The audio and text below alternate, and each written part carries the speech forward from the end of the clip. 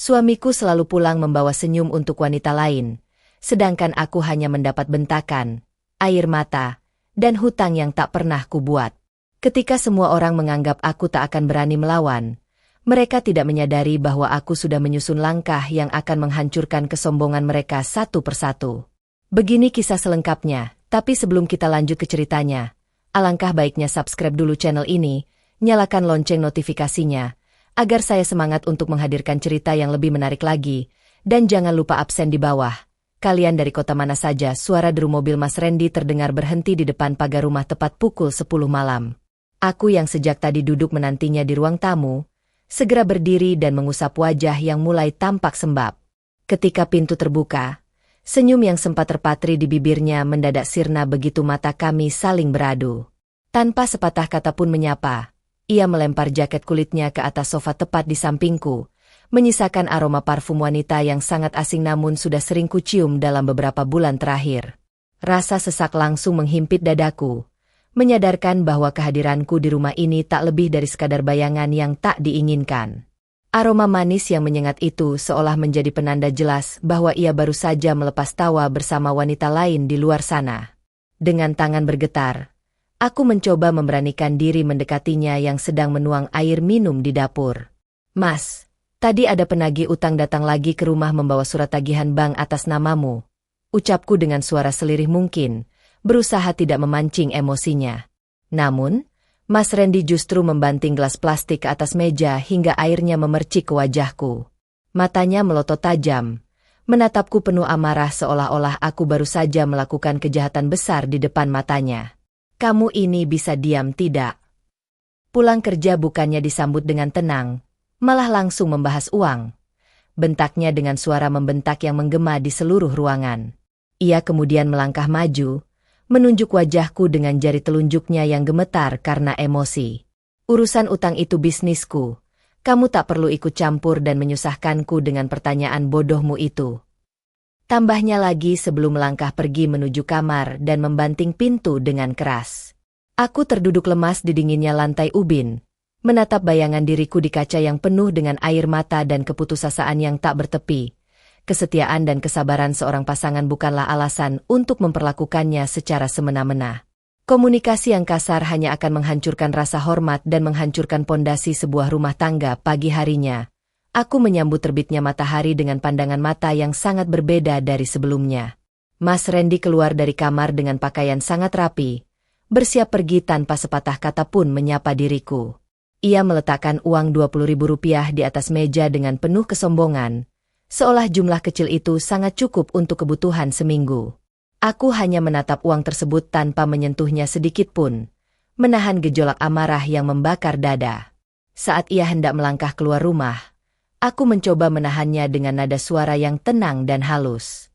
"Mas, apakah kamu tidak ingin membawa bekal makanan yang sudah kusiapkan dari dapur?" tanyaku berpura-pura lembut. Ia berpaling dengan senyum sinis yang mengiris hati, lalu menjawab bahwa masakan rumah tak sebanding dengan selera makanannya di restoran mahal. Tanpa menunggu balasan, ia langsung pergi menancap gas mobilnya meninggalkan pelataran rumah. Begitu mobilnya menghilang di tikungan jalan, aku segera bertindak cepat menjalankan langkah awal rencana. Aku menghubungi Pak Dimas, pengacara senior yang merupakan sahabat dekat almarhum ayahku, untuk meminta bantuan hukum. Beliau menyatakan bersedia membantuku mengusut keabsahan sertifikat tanah, serta dugaan penggelapan dana yang dilakukan oleh Mas Randy. Langkah ini menjadi titik balik bagiku untuk merebut kembali seluruh hak milik keluargaku.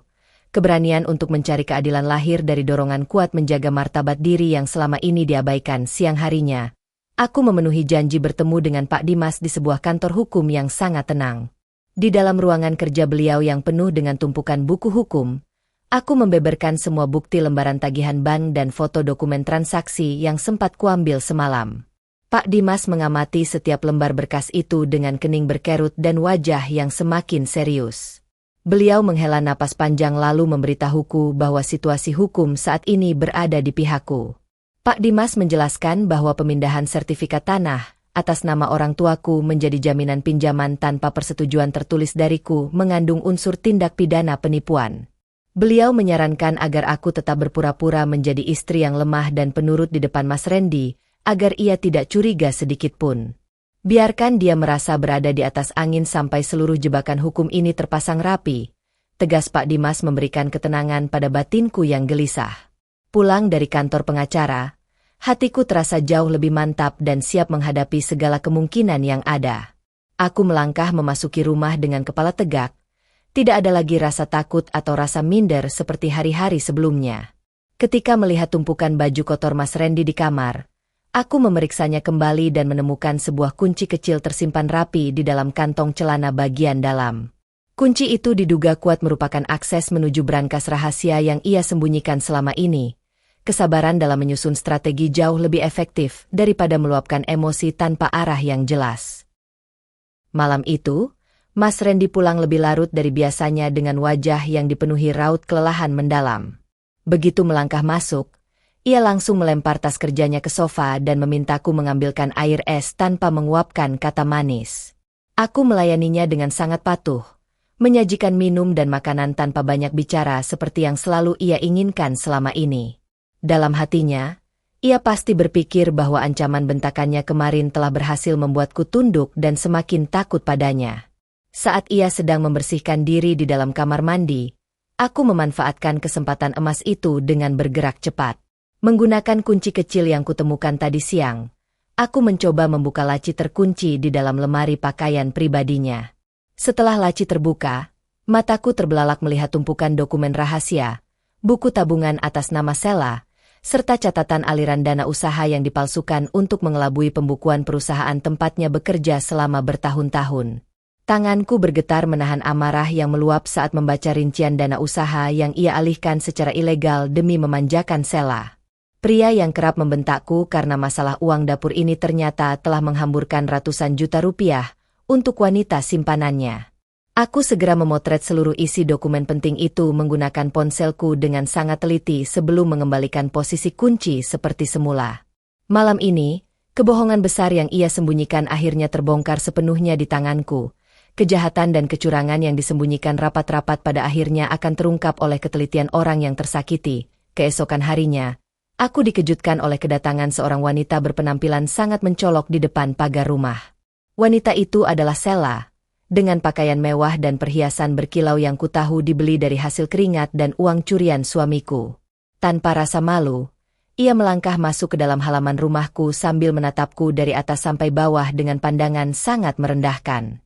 Senyum mengejek terukir jelas di wajahnya, seolah-olah ia adalah pemilik sah atas seluruh kehidupan yang kubangun. Dengan nada suara yang sangat bernada sombong, Sela memintaku untuk segera sadar diri dan meninggalkan Mas Randy secepatnya. Randy sudah tidak mencintaimu lagi, kamu hanya menjadi beban hidup yang memperlambat karir dan kesuksesannya. Ucapnya tajam menancapkan rasa sakit ke hatiku. Ia bahkan menunjukkan sebuah cincin berlian baru di jarinya, memamerkan kekayaan yang ia klaim sebagai bukti cinta sejati dari Mas Randy padanya. Mendengar ucapan menyakitkan itu, aku tidak lagi meneteskan air mata seperti wanita lemah yang dulu selalu meratapi nasib. Aku hanya menatapnya dengan senyuman tipis yang sangat tenang, menyembunyikan kenyataan bahwa aku memegang seluruh rahasia kehancurannya. Silakan ambil dia jika kamu merasa sangat bangga mendapatkan pria pembohong dan penipu, jawabku singkat namun menohok. Sela terlihat terkejut dengan ketenanganku, tidak menyadari bahwa waktunya menikmati kekayaan haram itu akan segera berakhir. Kesombongan yang dibangun di atas penderitaan orang lain hanyalah istana pasir yang siap hancur tersapu ombak. Sore harinya, Mas Randy pulang dengan wajah merah padam setelah menerima pengaduan dari Sela tentang kedatangannya tadi pagi. Tanpa mendengarkan penjelasanku, ia langsung membentak dan mendorong bahuku hingga tubuhku terbentur sudut meja makan. Kamu tidak punya hak bersikap kurang ajar pada Sela. Dia wanita yang jauh lebih berkelas daripada istri tak berguna seperti dirimu. Teriaknya penuh caci maki yang memekakkan telinga. Matanya memancarkan kebencian mendalam yang membuat sisa kepedulianku padanya sirna. Aku hanya berdiri diam menatapnya tanpa menunjukkan rasa takut sedikitpun, yang justru semakin memancing emosinya memuncak. Mengapa kamu menatapku seperti itu? Apa kamu pikir kamu bisa melawanku? Ancamnya sambil menunjuk keningku dengan kasar.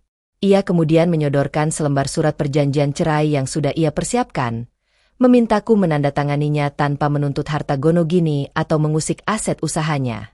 Ia mengancam akan membiarkan sertifikat tanah orang tuaku disita jika aku berani menolak permintaannya. Aku mengambil pulpen yang ia lempar ke meja, lalu menatap lembaran kertas perceraian tersebut dengan senyuman dingin. Dalam hati, aku tahu bahwa dokumen inilah yang akan menjadi perangkap utama yang mengunci kejatuhannya secara hukum kelak. Dengan tenang, aku menyetujui penandatanganan berkas itu dengan syarat ia harus menyelesaikan pembayaran utang bank dalam waktu 1 minggu. Mas Randy tertawa terbahak-bahak menganggapku bodoh, tanpa menyadari bahwa batas waktu itu adalah tanggal eksekusi rencanaku. Seseorang yang terlalu mengagungkan kesombongannya seringkali terbuai oleh kemenangan semu yang diciptakannya sendiri. 2 hari kemudian, aku mendatangi kantor pusat perusahaan tempat Mas Randy bekerja sebagai manajer keuangan senior. Didampingi oleh Pak Dimas, kami menyerahkan seluruh berkas bukti penggelapan dana dan laporan keuangan ganda yang berhasil kunduh dari laci kerjanya. Direktur utama perusahaan yang terkejut melihat bukti valid tersebut, langsung memanggil tim auditor independen untuk melakukan pemeriksaan mendadak hari itu juga. Raut wajah para pimpinan perusahaan berubah menjadi sangat tegang saat menyadari besarnya kerugian yang diciptakan. Sementara proses audit internal berlangsung tertutup, aku dan Pak Dimas melangkah menuju kantor kepolisian untuk membuat laporan resmi. Kami melaporkan dugaan tindak pidana pemalsuan dokumen serta penipuan atas agunan sertifikat tanah milik orang tuaku tanpa hak. Polisi yang memeriksa berkas bukti-bukti autentik yang kami serahkan menyatakan bahwa laporan kami sangat kuat dan memenuhi syarat tindakan hukum. Semua jaring jebakan kini telah terpasang sempurna di sekeliling kehidupan Mas Randy. Saat keluar dari kantor polisi, rasa sesak yang bertengger di dadaku selama bertahun-tahun perlahan mulai terangkat berganti lega. Aku merasa seolah-olah baru lahir kembali menjadi wanita yang berhak memegang kendali atas nasib dan kehidupannya sendiri. Aku menatap langit sore yang cerah, bersyukur karena tidak menyerah pada keputusasaan di masa-masa tergelap hidupku. Hari pembalasan yang sah secara hukum kini tinggal menghitung jam saja untuk terjadi. Setiap kejahatan mungkin bisa bersembunyi untuk sementara waktu, namun keadilan akan selalu menemukan jalannya sendiri. Hari yang ditentukan akhirnya tiba ketika Mas Randy sedang menggelar acara pesta perayaan ulang tahun Sela di sebuah restoran mewah. Saat Mas Randy sedang memamerkan kesuksesan dan memberikan sambutan penuh kesombongan di hadapan teman-temannya, pintu restoran mendadak terbuka lebar. Beberapa petugas kepolisian berpakaian dinas bersama tim penyidik dari perusahaannya melangkah masuk dengan wajah sangat serius. Suasana pesta yang tadinya penuh tawa romantis seketika berubah menjadi senyap dan mencekam. Komisaris polisi melangkah mendekati meja Mas Randy lalu membacakan surat perintah penangkapan atas kasus penggelapan dana dan penipuan dokumen. Mas Randy yang kaget setengah mati mencoba mengelak dan berteriak bahwa ini adalah sebuah kesalahpahaman besar yang merugikan nama baiknya. Namun, tim auditor perusahaannya langsung menyodorkan bukti-bukti transaksi ilegal yang secara jelas mencantumkan nama dan tanda tangannya. Wajah Mas Randy mendadak pucat pasi. Tubuhnya gemetar hebat menghadapi kenyataan pahit itu. Sela yang berada di sampingnya langsung panik luar biasa dan berusaha melepaskan genggaman tangan Mas Randy dengan raut jijik. "Jangan libatkan aku dalam urusan kejahatanmu. Aku tidak tahu apa-apa tentang uang curian ini," teriak Sela sambil mendorong Mas Randy menjauh darinya. Mas Randy menatap Sela dengan pandangan tidak percaya, menyadari betapa ringkihnya rasa cinta yang dibeli menggunakan uang haram. Di saat itulah aku melangkah masuk ke dalam restoran, menatap mereka berdua dengan senyuman tegak. Cinta yang didasari oleh harta materi akan hancur seketika saat cobaan dan kebenaran mulai menghampiri. Mas Randy menatapku dengan mata melotot penuh keterkejutan saat menyadari dirikulah yang berdiri di balik kedatangan para petugas polisi tersebut. Kamu yang melakukan semua ini padaku. Dasar wanita tidak tahu diri, teriaknya histeris sambil mencoba memburuku. Namun, dengan sigap petugas kepolisian langsung memegang kedua tangannya dan memasangkan borgol besi di pergelangan tangannya. Suara gemerincing borgol itu terdengar seperti suara kebebasan yang selama ini selalu kuimpikan dalam doaku. Aku berjalan mendekatinya dengan langkah sangat tenang, menatap lurus ke dalam matanya yang kini dipenuhi rasa takut luar biasa. "Ini bukan balas dendam, Mas, melainkan hasil dari setiap bentakan, air mata, dan kebohongan yang kamu tanam selama ini," ucapku pelan namun sangat tajam. Mas Randy tertunduk layu, tak mampu lagi mengucapkan sepatah kata pun untuk membela diri di hadapan publik. Kesombongan yang selama ini ia banggakan runtuh seketika tanpa tersisa di depan mata teman-temannya. Sheila yang mencoba melarikan diri melintasi pintu keluar ditahan oleh petugas ban yang juga hadir membawa surat penyitaan aset. Seluruh mobil mewah, rumah, serta perhiasan mahal yang berada di bawah kepemilikan Mas Randy resmi disita untuk memulihkan kerugian. Sheila menangis histeris saat perhiasan dan kunci mobil yang dipegangnya diambil paksa oleh pihak berwajib sebagai barang bukti. Mereka berdua kini memanen buah pahit dari benih keserakahan yang telah mereka semai bersama. Setiap tindakan buruk yang kita lakukan pada orang lain pasti akan kembali memukul diri kita sendiri dengan dampak jauh lebih besar. Beberapa minggu berlalu. Proses persidangan kasus Mas Randy berjalan dengan sangat cepat karena bukti-bukti yang dihadirkan Pak Dimas begitu tidak terbantahkan. Mas Randy dijatuhi hukuman penjara selama 7 tahun atas tuduhan penggelapan dana dan penipuan dokumen jaminan perbankan. Selain hukuman penjara, seluruh aset pribadinya disita negara dan dilelang untuk mengganti rugi kerugian perusahaan serta melunasi seluruh utang banknya. Sertifikat tanah milik orang tuaku pun akhirnya berhasil diselamatkan dan dikembalikan sepenuhnya kepadaku secara sah. Sheila yang ikut menikmati aliran dana haram tersebut harus menanggung malu besar, karena namanya tercemar di mana-mana dan ditinggalkan oleh seluruh relasinya. Tanpa uang dan perhiasan mewahnya, ia hidup terlunta-lunta karena terjerat kasus penerimaan barang hasil tindak pidana kejahatan. Sementara itu, Mas Randy hanya bisa mengurung diri di balik jeruji besi yang dingin dengan penyesalan mendalam yang tak lagi berguna. Pria yang dulu merasa paling berkuasa kini menjadi sosok yang paling menyedihkan di dalam penjara. Aku mendatangi sel tahanannya 1 kali untuk menyelesaikan sisa dokumen perceraian kami secara legal di depan pengadilan agama. Mas Randy menangis terseduh-seduh di balik jeruji besi, memohon ampun dan meminta kesempatan kedua agar aku mau memaafkannya. Namun, hatiku telah sepenuhnya tertutup untuk janji-janji manisnya yang telah terbukti beracun bagi kehidupanku. Aku menandatangani berkas perceraian itu dengan senyuman lega, siap membuka lembaran hidup yang baru. Penyesalan yang datang terlambat hanya menjadi cermin penyesalan atas kebodohan yang telah merusak masa depan.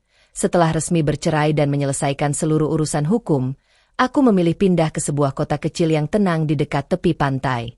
Menggunakan sisa tabungan dan modal usaha dari sertifikat tanah yang telah kembali, aku membuka sebuah kedai kopi kecil yang hangat. Kedai kopi itu kuberi nama Harapan, sebagai simbol awal mula perjalanan hidupku yang baru tanpa ada lagi penderitaan dan tekanan. Setiap hari, aroma biji kopi yang diseduh menyambut para pengunjung dengan suasana kedai yang penuh kedamaian. Usahaku berkembang sangat pesat karena rasa kopi yang khas serta pelayanan yang ramah dan penuh ketulusan hati. Kedai sederhanaku tidak hanya menjadi tempat minum kopi, melainkan juga wadah berkumpul bagi komunitas wanita pemberani yang saling menguatkan. Banyak pelanggan yang datang merasa nyaman berbagi kisah hidup mereka dan mengambil inspirasi dari perjuangan yang pernah kulewati. Kehidupan yang dulu terasa begitu gelap kini berganti menjadi hari-hari yang dipenuhi rasa syukur tak terhingga. Aku menyadari bahwa keberhasilan terbesar dalam hidup bukanlah saat kita berhasil menghancurkan musuh-musuh yang menyakiti kita. Kebahagiaan sejati adalah saat kita mampu menyembuhkan luka hati kita sendiri dan bertransformasi menjadi pribadi yang lebih kuat dari sebelumnya. Tanpa adanya badai rumah tangga yang pernah kuhadapi, aku mungkin tidak akan pernah menemukan potensi besar yang ada di dalam diriku. Setiap tetes air mata masa lalu kini terbayar lunas dengan kedamaian jiwa. Luka masa lalu bukanlah akhir dari segalanya, melainkan pupuk yang menyuburkan keteguhan jiwa untuk tumbuh lebih indah. Di tengah kesibukanku mengelola kedai kopi yang semakin ramai, aku berkenalan dengan seorang pria santun bernama Mas Adit. Beliau adalah seorang pengusaha sukses di bidang arsitektur yang sering menghabiskan waktu luangnya untuk bekerja di kedaiku. Berbeda jauh dari sifat mantan suamiku yang kasar dan pendendam, Mas Adit adalah sosok yang sangat menghargai wanita dan bersikap penuh hormat. Sikap dewasa dan ketulusan hatinya perlahan-lahan berhasil mengikis ketakutanku akan trauma hubungan di masa lalu. Mas Adit tidak pernah memaksaku untuk terburu-buru membuka hati, melainkan selalu hadir mendukung setiap mimpi dan usahaku dengan tulus. Beliau membantuku merancang desain cabang baru kedai kopiku tanpa pernah meminta imbalan atau menuntut perhatian berlebihan. Lewat kehadirannya, Aku kembali belajar memahami arti kasih sayang yang sejati, yang memberi tanpa menuntut dan melindungi tanpa mengontrol. Hatiku yang dulu sempat membeku kini perlahan mulai merasakan kehangatan cinta yang sesungguhnya. Aku menyadari bahwa Tuhan tidak pernah menguji hambanya di luar batas kemampuan, dan selalu menyiapkan hadiah indah setelah badai usai. Rasa sakit di masa lalu mengajarkanku untuk lebih bijak dalam memilih pasangan hidup dan tidak lagi mudah terpedaya oleh penampilan luar.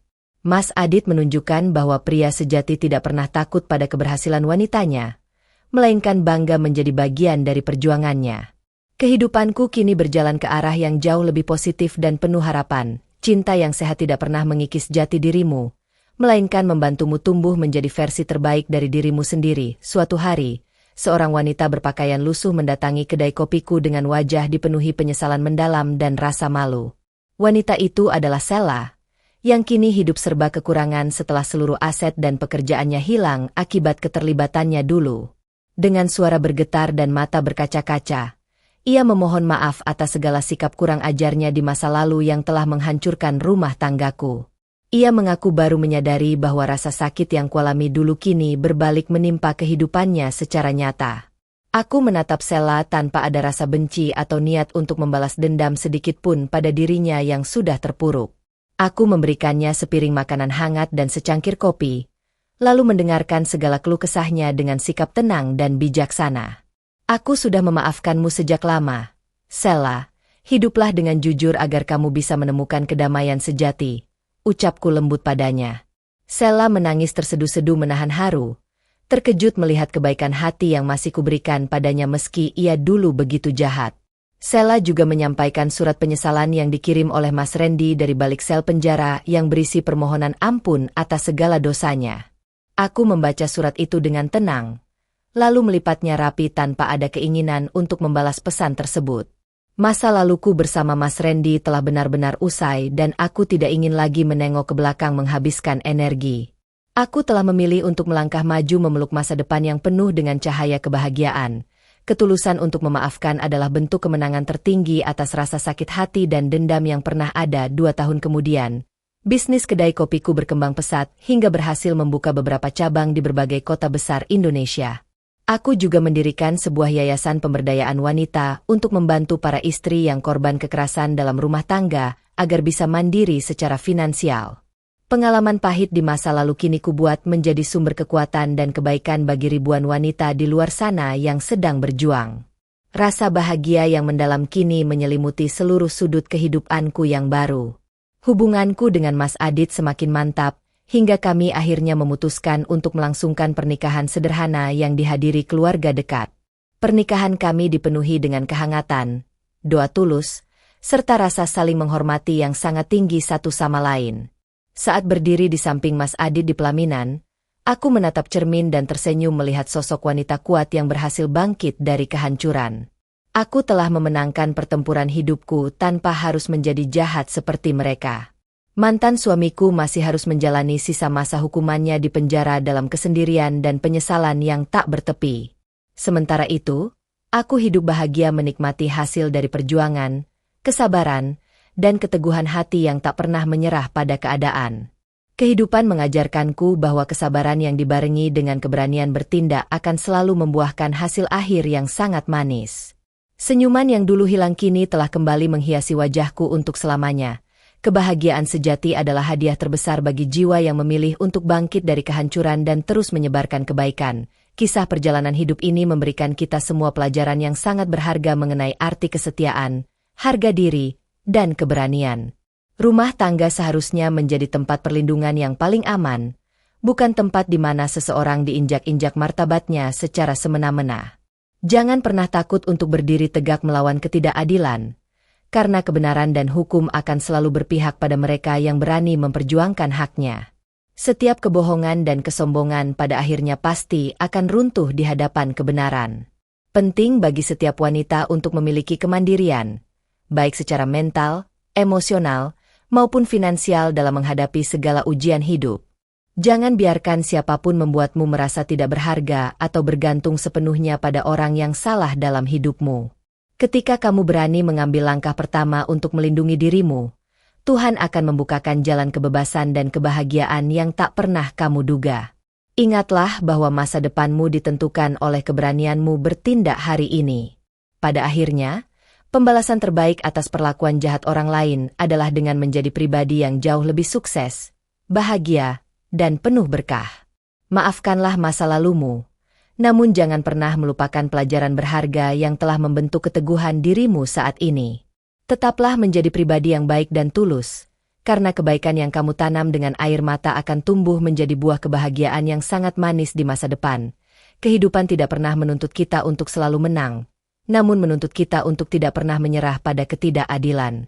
Kesetiaan tanpa rasa hormat adalah kebodohan, dan keberanian untuk melepaskan orang yang beracun adalah bentuk tertinggi dari rasa cinta pada diri sendiri.